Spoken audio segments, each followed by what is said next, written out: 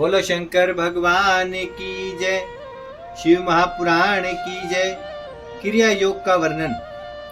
सनत कुमार जी ने बताया, हे व्यास जी, जगत जननी के ज्ञान योग, क्रिया योग तथा भक्ति योग, ये तीनों योग मोक्ष और भोग दोनों को प्रदान करते हैं।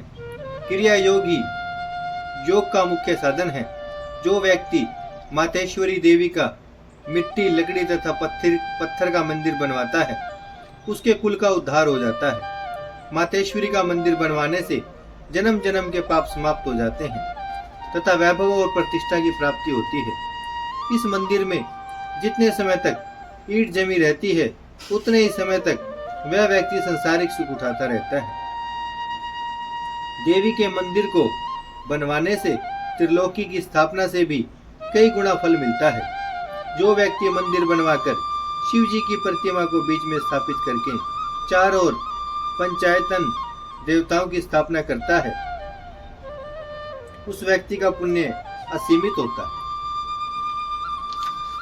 सूर्य और चंद्र ग्रहण के अवसर पर विष्णु सहस्त्र नाम का पाठ करने से जो फल प्राप्त होता है, उससे 100 गुना फल शिव सहस्त्र नाम का जप करने से मिलता है। जो व्यक्ति उमा के नाम से दुर्गा जी का स्मरण करता है, वह दुर्गा जी के गणपत को प्राप्त होता है। जो व्यक्ति देवी के मंदिर को मिट्टी गोबर से लिपता है तथा मंदिर में झाड़ू लगाता है, वह परम पद को प्राप्त होता है। कृष्ण पक्ष की अष्टमी नवमी तिथि को श्री सूक्त और देवी सूक्त से मूल मंत्रों द्वारा पूजा करनी चाहिए। देवी को कमल का फूल अत्यंत प्रिय है। जो व्यक्ति देवी को श्रद्धा के साथ स्वर्ण, चांदी और कमल के फूल अर्पित करता है, वह परम गति को प्राप्त होता है। पूजन के पश्चात व्यक्ति को देवी से क्षमा मांगनी चाहिए। देवी का प्रसाद खाने से उस व्यक्ति के समस्त पाप नष्ट हो जाते हैं।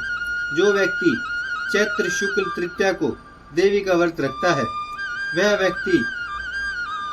जो व्यक्ति चैत्र शुक्ल तृतीया को देवी का व्रत रखता है, वह संसार के सब बंधनों से मुक्त होकर मोक्ष प्राप्त करता है।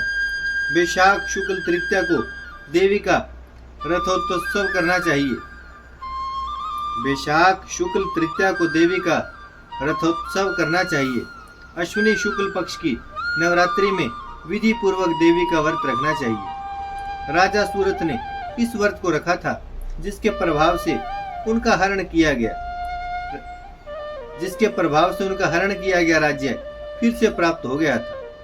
समाधि नामक वैश्य भी देवी का व्रत रखकर भवसागर के बंधनों से मुक्त हो गया था।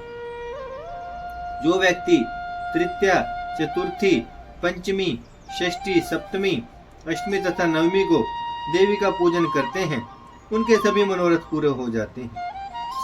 जो व्यक्ति कार्तिक, माघ, पौष, फाल्गुन मास में शुक्ल पक्ष की तृतीया को देवी का व्रत रखते हैं और धूप दीप नैवेद्य आदि से देवी का पूजन करते हैं, उनका भगवती उमा शुभ कल्याण करती है।